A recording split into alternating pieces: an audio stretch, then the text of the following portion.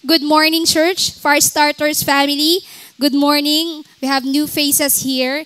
And katulad nga ng sinabi ni Pastor Paul kanina, tayo ay nasa pangalawang week na ang ating series ay Money Matters. Okay, so sa buong buwan, pinag-uusapan natin ang tungkol sa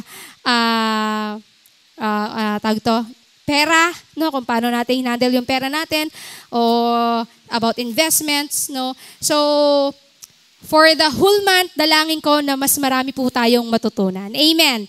So, last time, ano po yung topic ni Pastor? Sinong nakakatanda?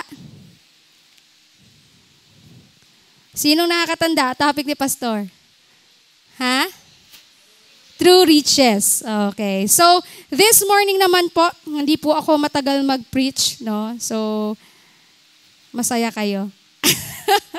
Pag hindi matagal mag-preach. Okay. Alright. So, before I continue, no, bago po ako mag-preach, gusto ko lang pasalamatan si Lord sa kabutihan niya sa buhay ko, sa buhay ng pamilya ko, and marami po kami mga challenges, maraming mga, especially in finances, no? Meron din kami mga challenges, may mga problema din kami. But the Lord has been so good to us. The Lord has been so good to our family. Ang Diyos ang tunay na nagpo-provide ng lahat ng ating mga pangangailangan. Amen? Naniniwala po ba tayo? Naniniwala po ba tayo na ang Diyos ang nagpo-provide ng ating mga pangangailangan? At ito po ay napatunayan ko mismo sa aking buhay. Amen? And dito rin po ako tinitest ni Lord kung paano mamuhay at mag-stand sa pananampalataya natin sa Panginoon. Amen.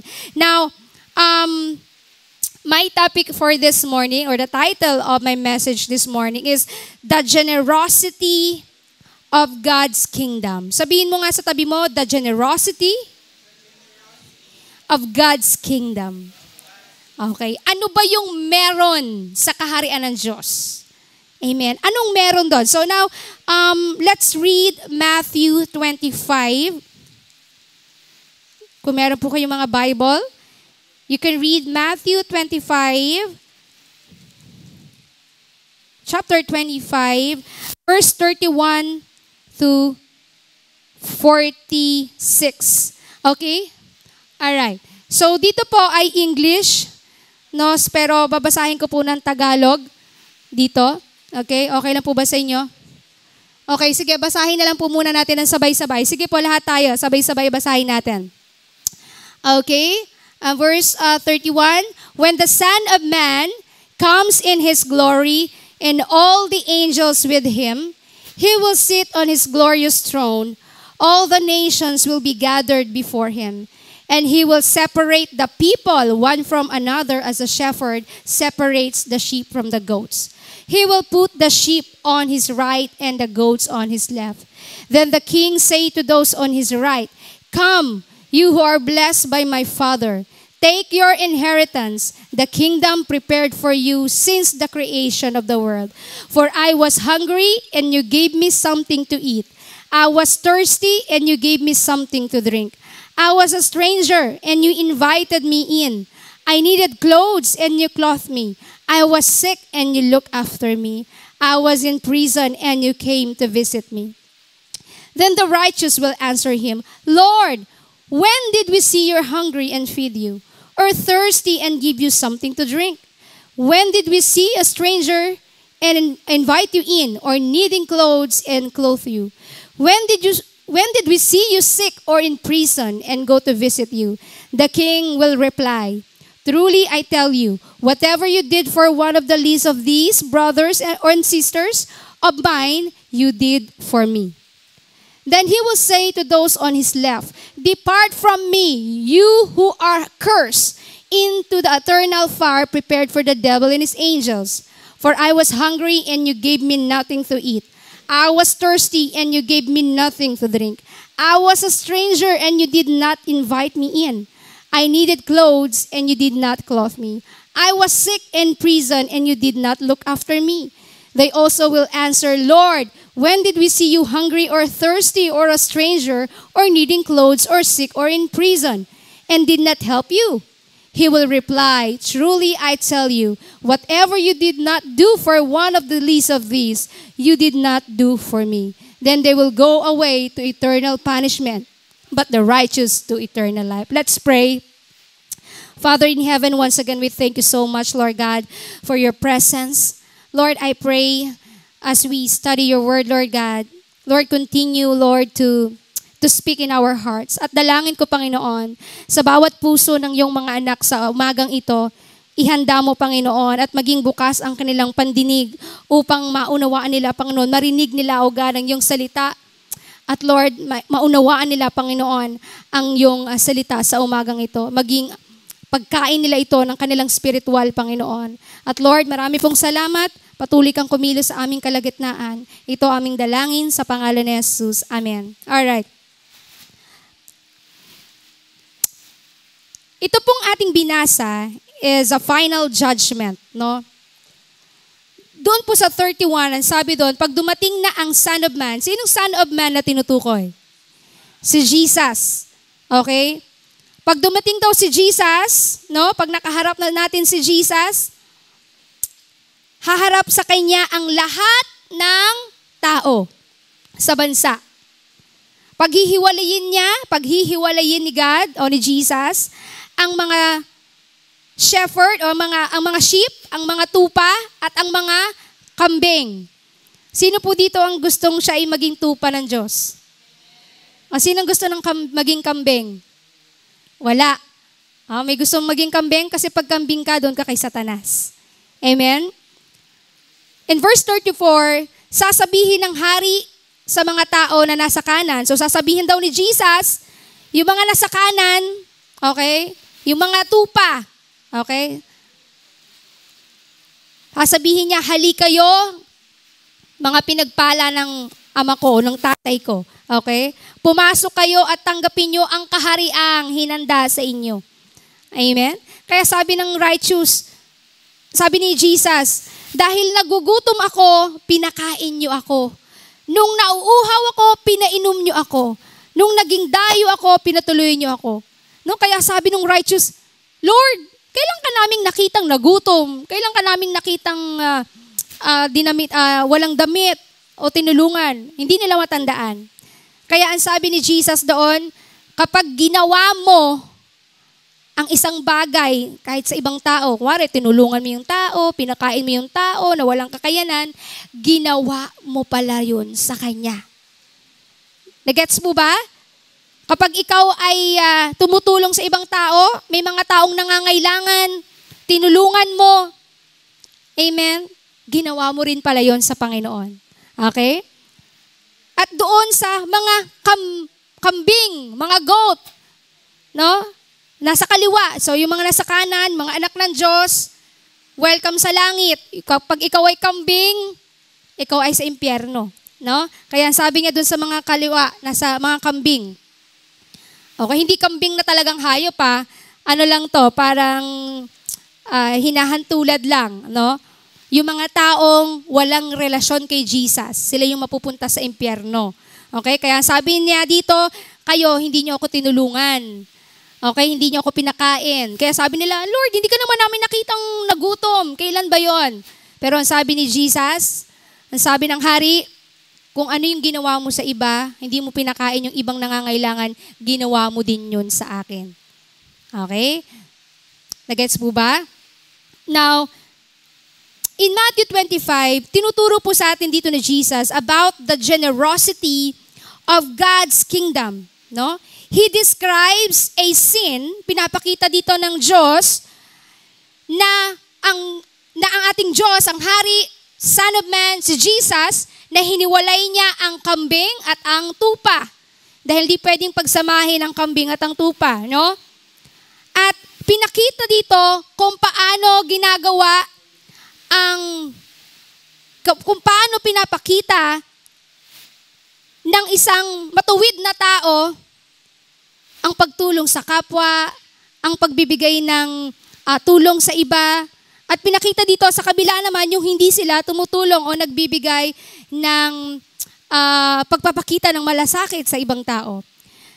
Meron po tayong tinatawag the kingdom's criteria, no? At gusto ko pong sabihin sa inyo na natin pong unawain, let's all remember that God's character is characterized by generosity. Pag sinabing generosity, ito yung mapagbigay, di ba? Mapagbigay. And not just generosity, kailangan din po yung pag-ibig at ang malasakit or compassion sa ibang tao. At sa kingdom po, may criteria. The kingdom's criteria. Jesus says, I was hungry and you gave me something to eat. I was thirsty and you gave me something to drink. Amen? At ang kaharian po ng Diyos, o ang criteria sa kaharian po ng ating Panginoon, is not just about the wealth. It's not just about the status or power, but it's about serving others. Amen? Ulitin ko po ulit. Sa kaharian po ng ating Diyos, hindi po ito tungkol kung ano yung wealth, kayamanan na meron ka. Hindi ito tungkol kung anong status ng buhay mo. Hindi ito tungkol sa kapangyarihan na meron ka. It's about serving others. Amen po ba? Ganun po sa kaharian ng ating Panginoon. Especially for those people who are vulnerable. Yung mga walang kakayanan. No? Marami pong taong walang kakayanan. No? Pero iba po yung tao na, may tawag doon yung feeling laging walang kakayanan, pero may kakayanan naman. Kaya walang ibang ginawa kundi mangutang, manghiram, di ba? May kakayanan naman. At mang-isa ng tao, yung iba nang-scam pa. Okay, these people ay hindi kailangan tulungan. Kasi kung tutulong ka, kailangan mga matatabang lupa. Alam mong aani ka pagdating ng panahon. Amen? At sinabi dito ni Jesus, yung word dito na kapag ito ay ginawa mo sa aking mga kapatid, sabi ni Jesus, di ba? So ibig sabihin, may relationship yung tao na yon, yung tutulungan mo, may relationship din yun kay Lord. So ibig sabihin, kapag ikaw ay tumutulong, hindi kung alam mong adik, tutulungan mo. Alam mo namang ipang sisinghot, tutulungan mo. Siyempre, hindi mo tutulungan yon. Alam mong lasinggero, bibigyan mo pa ng pangbili ng alak. Hindi yun ang tamang pagtulong. Ang taong tinutulungan natin is alam natin may magkakaroon ng magandang resulta sa buhay niya. Amen? Tinutulungan natin yung mga estudyanteng walang pampaaral, tinutulungan natin yung mga tao na walang matirhan o walang makain, no? Yun po yung mga taong tinutulungan natin. Okay? So, ganun po sa kaharian ng Diyos. Hindi po ito tungkol sa anong meron ka. Ito ay tungkol sa pagsaserve sa ibang tao. Especially sa mga nangangailangan. And this reflects God's heart. As seen in Proverbs 19:17. Ang sabi po doon, whoever is kind to the poor. Sabi mo nga sa tabi mo, whoever is kind to the poor lends to the Lord, and He will reward for what they have done. Wow. Ere-reward ka ni Lord. Bibigyan ka ni Lord ng reward kung ano ang ginawa mo sa iyong kapwa. Amen?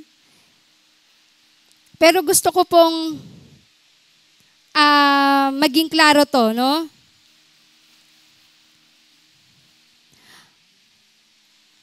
Sino po ba yung mga tinutulungan natin? The least of these. Who are the least of these? These are people, or they are the marginalized, the oppressed, and the needy. Like what I've said po kanina. Jesus identifies Himself with them saying, whatever you did one of the least of these brothers or sisters, kapag ginawa mo to sa aking kapatiran, like what I've said kanina, may relationship dapat kay Jesus yung tinutulungan mo din. No? This is echoed in Isaiah 58:7. It is not to share your food with the hungry and to provide the poor wanderer with shelter when you see the naked to clothe them and not to turn away from your own flesh and blood. Okay, so these are the people that you are going to help. These are the people na nangangailangan ng tulong na pwede nating bigyan ng tulong. Amen po ba? Handa na po ba tayong tumulong? Amen. But gusto ko pong maging klaro sa inyo ito. Hindi po yung pagtulong natin sa kapwa ang way or daan papunta sa kaligtasan. Ulitin ko po, hindi porket tumulong ka, sa langit ka pupunta. Pastora, ba't ganun? Hindi na ako tutulong, hindi naman pala ako mapupunta sa langit Yung pagtulong mo, naging resulta lang yon dahil meron kang relasyon kay Jesus. Mahal mo si Jesus, may relationship ka kay Jesus, at dahil mahal na mahal mo si Jesus, nag-overflow yung love ni Jesus sa'yo, kaya naman yung resulta nun, tumutulong ka sa iba. Nararamdaman mo yung pag-ibig ni Lord, kaya minamahal mo rin ang iba. Na-realize mo na naging generous si Lord sa'yo, binigay ni Lord lahat ng pangangailangan mo, kaya tumutulong ka sa iba. Nauunawaan po ba? Hindi yung pagtumulong ka, ay pupunta ako sa langit. No. Ang importante, ang kailangan mo, you have the relationship with Jesus. Because when you are in love with Jesus, you will be in love also with other people. Pag mahal mo si Jesus, mahal mo din yung ibang tao. Meron kang malasakit sa kanila. Kasi na-realize mo, ako nga makasalanan minahal ako ni Lord. Amen?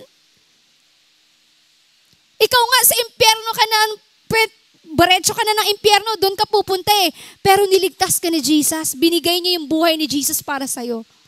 At kapag na-realize mo yung sobrang love ni Lord sa'yo, you will also do it with other people.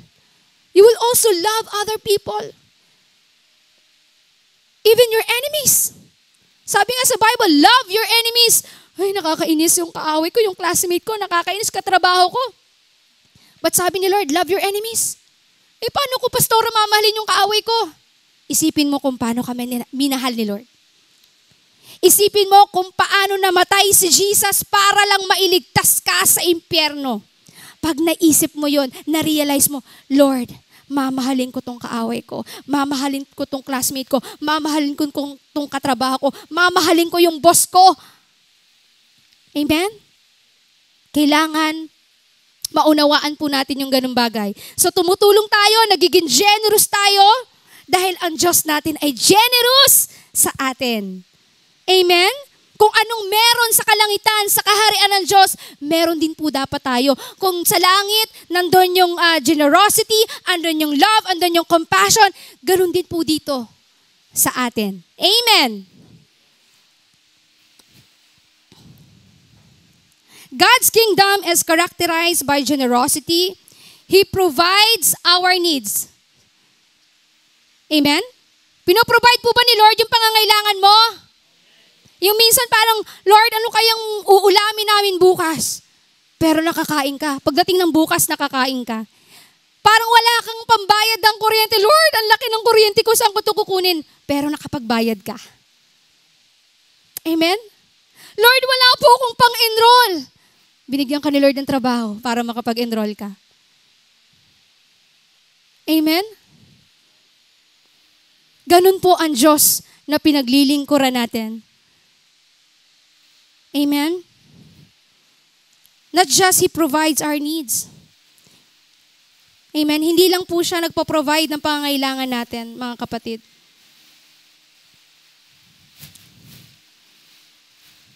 He forgives your sins. He also forgive you. Pinatawad ka niya. Hindi lang nagpo-provide ng pangangailangan mo, pinatawad niya rin ang kasalanan mo. Sinong naniniwalang pinatawad ni Lord yung kasalanan niya? Yes. Ang sabi sa 1 John 1:9, if you confess your sins, ba? He is faithful and just. Patatawarin ka niya. Pag ikaw ay humingi ng tawad, patatawarin ka ng Panginoon. Amen? So ganun po ka-generous and just na pinaglilingkuran natin. Hindi lang siya nagpo-provide ng pangangailangan mo, pinapatawad ka rin niya sa lahat ng kasalanan mo. Kasalanan mo nung bata ka, kasalanan mo last year, kasalanan mo kahapon, kasalanan mo kanina, magiging kasalanan mo, papawiin niya lahat yon. Patatawarin ka niya. Bakit? Kasi mahal na mahal ka niya. Mahal na mahal ka ni Lord. Okay? Hindi lang ikaw patatawarin.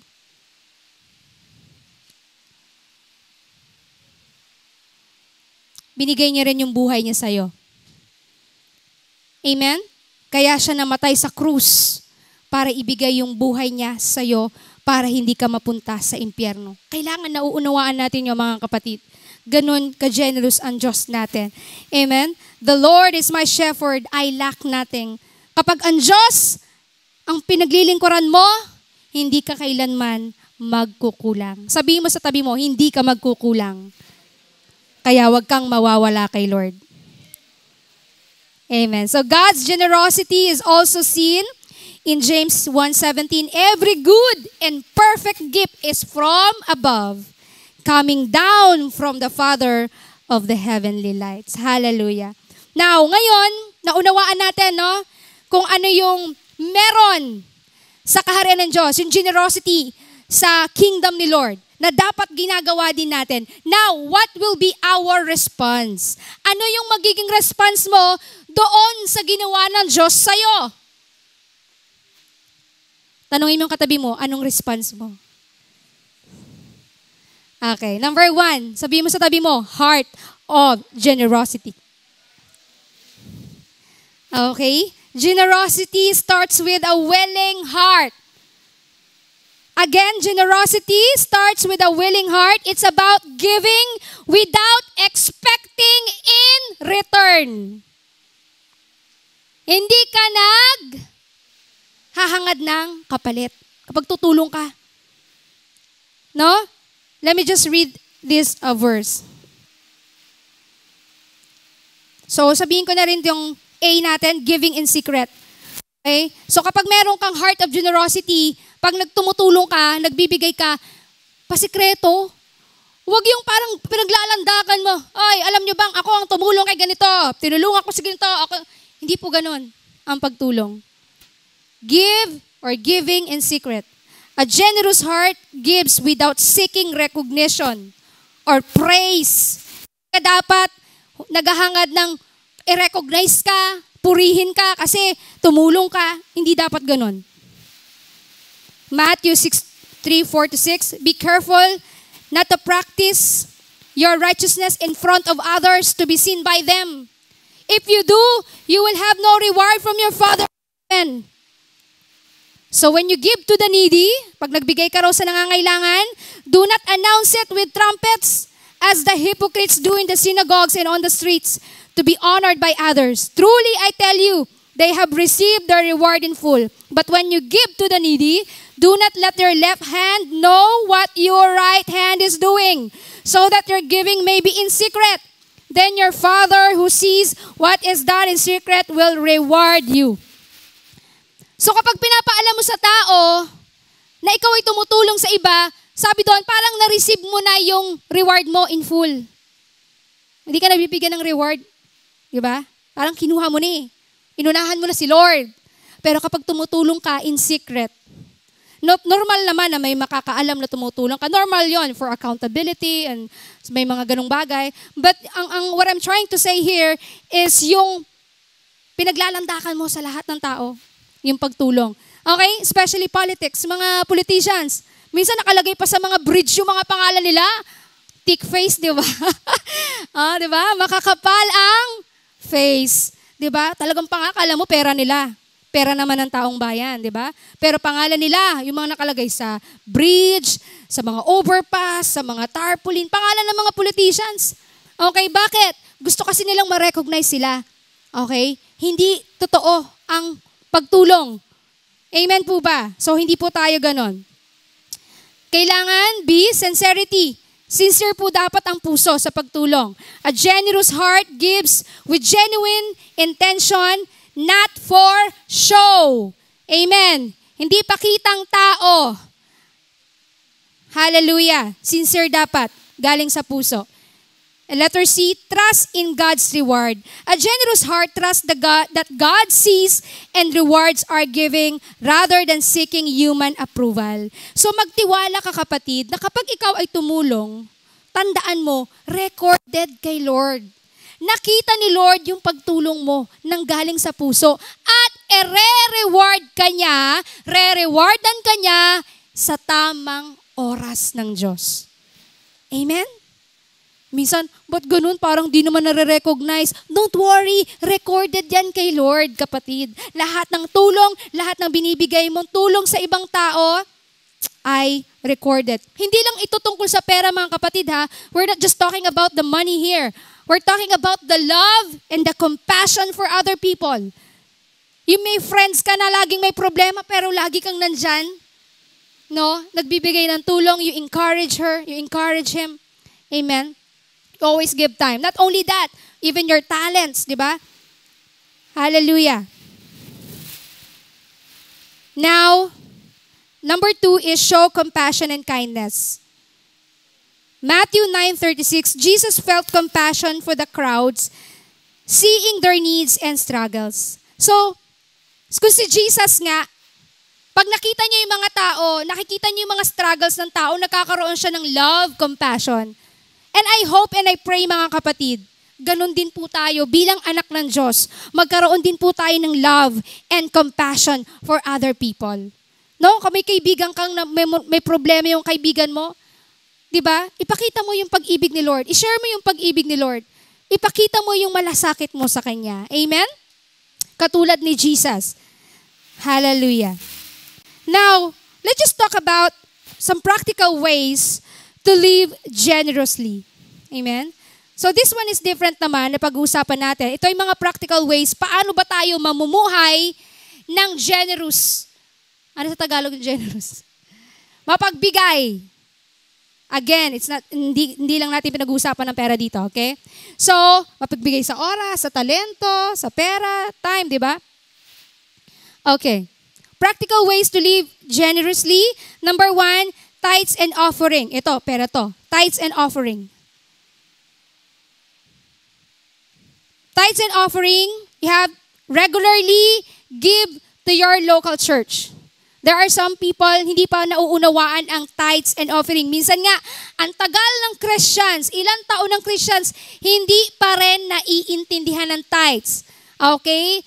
Tithes, ano yung tithes? 10% ng kinita, 10% na natanggap mo mula yung income, you have to give it to the Lord. Because that 10% is not yours. Sabihin mo sa tabi mo, 10% is not yours. That's for God. Amen? Especially, may mga student tayo, "Uy, pastora, wala naman po kaming trabaho. But you have allowances, di ba? Minsan may mga baon kayo. And there are some students dito na natuto talaga.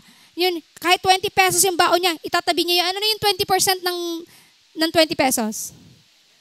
Ha? 2 pesos. Itatabi niya yung 2 pesos. Kasi kay Lord yun. Okay, bata pa lang, kahit yung mga anak ko, palagi ko sinasabi, anak, bata pa lang kayo, matuto kayong magbigay kay Lord. Because ito ang susi para pagpalain kayo ng Panginoon. Amen? So for those people na hindi pa naunawaan to, we actually have one-on-one session for that. No? Meron tayong mga, ang tawag dito, sa mga life group, there are questions about tithes and offering para mas maunawaan nila. No? But this one is one of the practical ways for us to live generously. Para tayo ay matutong magbigay, we have to practice it, no? Magbigay sa gawain ng Diyos. At katulad po ng sinabi ko sa inyo kanina, ang pagbibigay, hindi ka basta tumutulong. Tumutulong ka because alam mong meron ka ring matabang lupa yung pinagtataniman mo. Like, ang church po ay isang matabang lupa na masarap pagtaniman masarap pagtaniman natin. Amen? Why? Siyempre, tahanan to ni Lord eh. Pag nakita ni Lord na nagsusupport ka sa church, nakita ni Lord nagsusupport ka sa kids, no? Ang Diyos nakikita lahat yan. Lalo na kung tungkol sa sanctuary niya, kung paano natin pinapaganda yung bahay ni Lord, di ba? The Lord will surely bless you. So let us all be faithful in our tithes and offering, no? Minsan, ito yung pinakamahirap ibigay, yung tithes. Lord, pero ko to bibigay ko yung 10% sa'yo. No? Minsan mahirap. Pero dun ka itetest ni Lord kung paano kaya mong magtiwala sa Kanya. It's about trusting Him. Kapag binigay mo yung 10% sa Lord, magtitiwala ka sa Kanya. Alam mong hindi Kanya pababayaan. Alam ni Lord na i-bless Kanya. Okay? So, that's number one, tithes and offering. So, kung meron kang local church, Fire Starters is your local church. You have to be faithful in your tithes and offering because the Lord will surely bless you. Amen? Sa lahat ng gagawin mo. Number two, you have to volunteer. So not just the tithes and offerings, isa sa mga practical ways is to volunteer. Share your time and skills with those in need, especially ito sa church natin, no? May mga taong nagpaalam dito sa church natin. So may mga, but the Lord has been so good to us dahil pinapalitan ni Lord, yung mga umaalis, pinapalitan ni Lord na mga tao, no? Mga bagong tao na nire-raise up ni Lord. And right now, the church is open, no? Open sa music team. We need more music singers, musicians. We need sa media, kailangan natin sa soundman, kailangan din natin ng mas maraming ushers, no? Ang daming pwedeng lugar para magpagamit kay Lord. Kung meron kang heart sa music, Lord, gusto ko gamitin mo ako sa music. I want to be part of the music team. Lord, gusto kong gamitin yung talento ko para sa'yo. Okay? So, volunteer. You can also volunteer. Number 3, support others or give to those in need. Okay? The generous, Proverbs 11:25, the generous will prosper. Whoever refreshes others will be refreshed. Okay? So, isa sa mga practical ways para ikaw ay matuto o mamuhay ng generous, no? Matuto kang mag-support or tumulong sa ibang tao, sa mga kaibigan mo, or may kapitbahay ka na palaging nangangailangan, pwede mo silang tulungan. Amen? Pwede kang magbigay ng tulong. Dahil katulad nga ng sinabi ko kanina, ano man yung ginawa mo sa kanila, ginawa mo rin kay Lord. Amen? Wag lang sa mga marites na yung, iba yun yung pagtulong, tapos may mga chismis. Wag yun, hindi kasama yun sa Okay? Praise the Lord. What else? Support others, give to those who need. Okay? Look for opportunities to help friends, like what I've said. So, hanap kayo ng mga pwede niyong tulungan. Friends, family, or neighbors. And then, this is the last one. Forgive. Ito yung isang bagay, practical ways na para mamuhay ka ng generous, kaya mong magpatawad. Sabihin mo sa tabi mo, kaya mong magpatawad. Okay? Let go of grudges and debts owed to you, reflecting God's grace and mercy. Ephesians 4:32, be kind and compassionate to one another, forgiving each other just as in Christ God forgave you. Katulad po ng sinabi ko sa inyo, isang bagay na mahirap ibigay yung kapatawaran.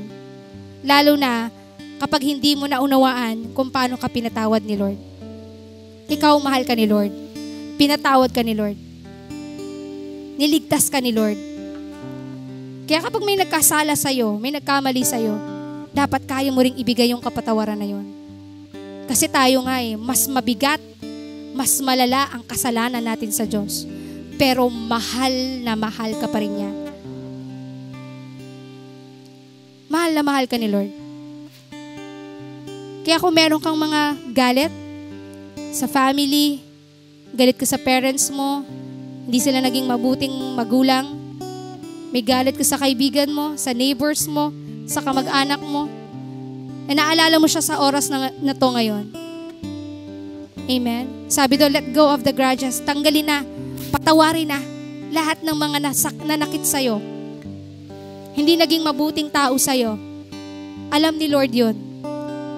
Nakita ni Lord yung mga time na umiiyak ka.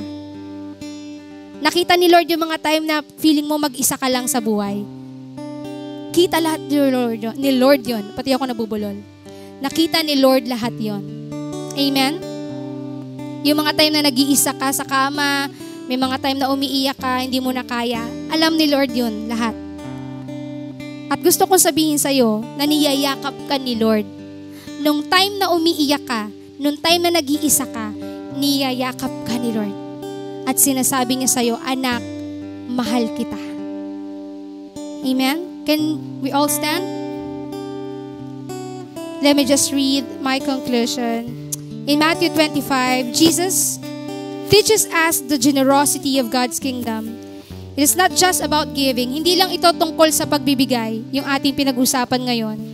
Tungkol ito sa pagsuserve sa ibang tao, magpakita ng pagmamahal, love and compassion. As we reflect God's generosity, we demonstrate, pinapakita rin natin sa iba ang ating pag-ibig sa iba and our commitment to His kingdom. May we be inspired to serve the least of these and experience the joy of God's kingdom. Hallelujah. Sa oras na ito, pwede tayong yumuko. Pwede natin kausapin si Lord.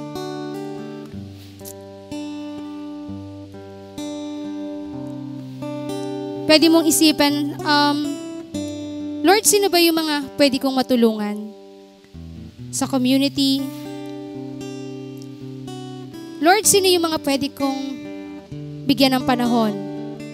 Lord, sino yung mga kinaiinisan ko na handa ko nang patawarin ngayon? Reflect on how God show a compassion and love for you.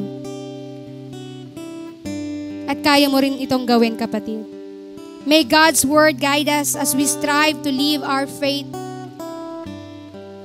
in this practical way, serving others and reflecting the love of Jesus. Lord, maraming salamat, Panginoon, sa umagang ito.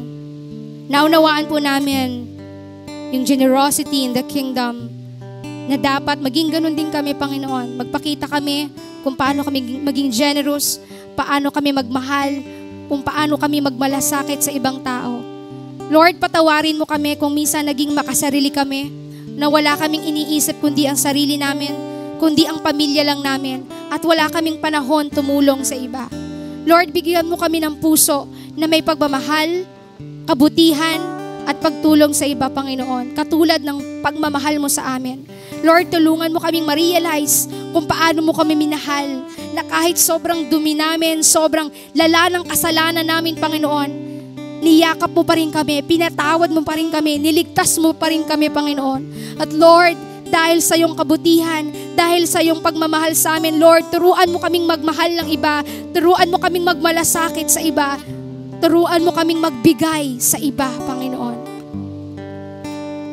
Hallelujah. At Lord, hindi po namin ito magagawa kung wala ang tunay na relasyon namin sa iyo, Panginoon.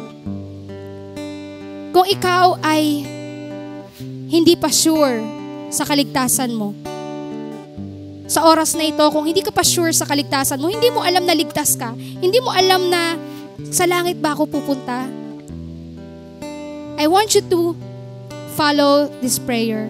Sundin mo itong panalangin na ito. Sabihin mo, Panginoong Jesus, sa oras na ito, ako po'y nagpapasalamat. Walang aksidente sa iyong mensahe ngayong umaga. Panginoon, patawarin mo po ako sa lahat ng aking kasalanan. Mula nung ako'y bata pa hanggang sa oras na ito.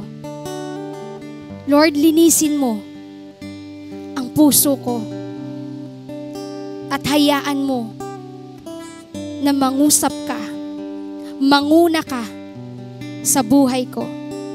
At sa oras na ito, Panginoon, tinatanggap kita bilang aking Diyos at sarili kong tagapagligtas.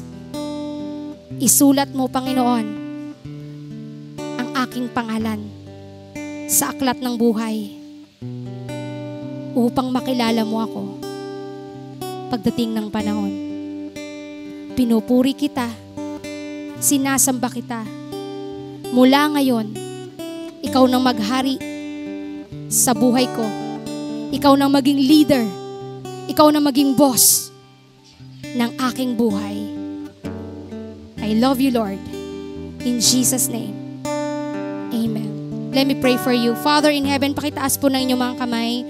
Dakilang Diyos, dinadalangin ko ang aming mga kapatiran na sa lugar na ito, Panginoon. Lord, ano man yung mga problema, struggles nila, Panginoon, Ikaw ang Diyos na tumugon sa kanilang mga panalangin. Sa kanilang mga kalungkutan, yakapin mo sila, Panginoon. Sa mga panahon na walang-wala sila, Panginoon, Lord, ipakita mo na Ikaw ang Diyos na nagpo-provide. Ipakita mo ang katapatan mo, Lord. Ipakita mo, Panginoon, ang iyong pag-ibig sa iyong mga anak, Panginoon. And I pray and I declare blessing upon blessing, O God, sa buhay ng mga kanilang mga pamilya. Pagpalain mo sila, Panginoon. Ingatan mo sila, Panginoon. Gabayan mo sila, Panginoon. At ang mga pamilya nila, Lord God, dalangin ko, God, na hindi lamang sila ang maligtas, hindi lang sila, Panginoon, na makakilala sa iyo, maging ang mga pamilya nila, Panginoon, ay madala nila sa iyo, Panginoon. Makakilala sila, Panginoon, sa iyo. Dahil, Lord, walang ibang paraan para ikaw ay makasama namin sa langit, kundi ang magkaroon ng relasyon sa iyo, Jesus. Kaya, Lord, marami pong salamat sa mga nakataas ang kamay na ito.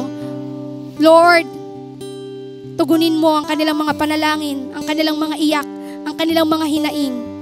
Pagpalain mo ang buhay nila at ang buhay ng kanilang mga mahal sa buhay. Marami pong salamat. Inaalay namin ang aming mga buhay sa iyo, Panginoon. We thank you, Lord. We bless your name. In Jesus' name.